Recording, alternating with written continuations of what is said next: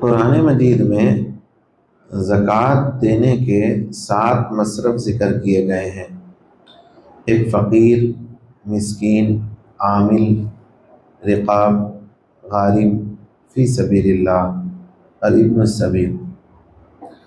فقیر وہ شخص ہے جس کے پاس کچھ مال ہے مگر اتنا نہیں ہے کہ نصاب کو پہنچ جائے، جیسے کسی کے پاس 10-15 ہزار 20 ہزار روپے ہیں اور وہ کھانے پینے میں خرچ ہو جاتے ہیں، کبھی جمع ہوتے ہیں اور پھر خرچ ہو جاتے ہیں۔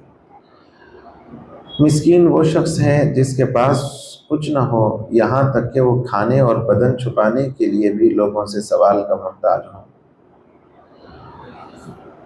عامل وہ ہے جسے اسلامی مملکت نے زکوٰۃ اور عشر وصول کرنے کے لیے مقرر کیا، اس کو بھی زکوٰۃ دی جا سکتی ہے۔ رقاب سے مراد غلامی سے گردن رہا کرانا ہے، لیکن اب چونکہ غلام نہیں ہے اور نہ اس مد میں اس رقم کے صرف کرنے کی نوبت آتی ہے۔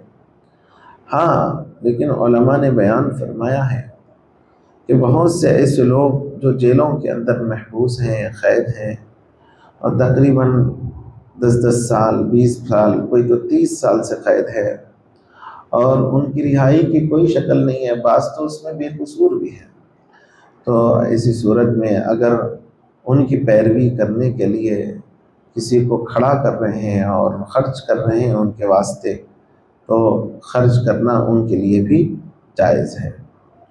غارم سے مراد مدیون مقروض ہے، یعنی اس کے اوپر اتنا قرض ہے کہ اسے نکالنے کے بعد نصاب باقی نہیں رہتا ہے، تو ایسے مقروض کو بھی زکوٰۃ کی رقم دی جا سکتی ہے۔ فی سبیل اللہ کے معنی ہے راہ خدا میں خرچ کرنا۔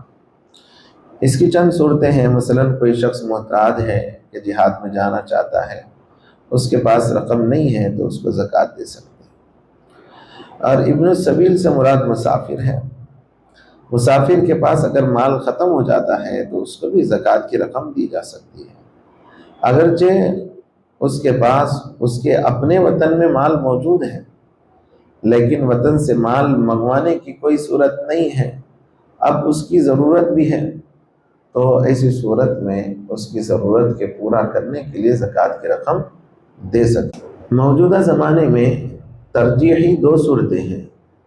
ایک اپنے غریب مسکین رشتہ داروں کو دینا، اس کے اندر دوہرا ثواب ہے، اس لیے کہ اس میں رشتہ داری کا بھی خیال ہے اور اللہ کے راستے میں دینے کا ثواب الگ ملے گا۔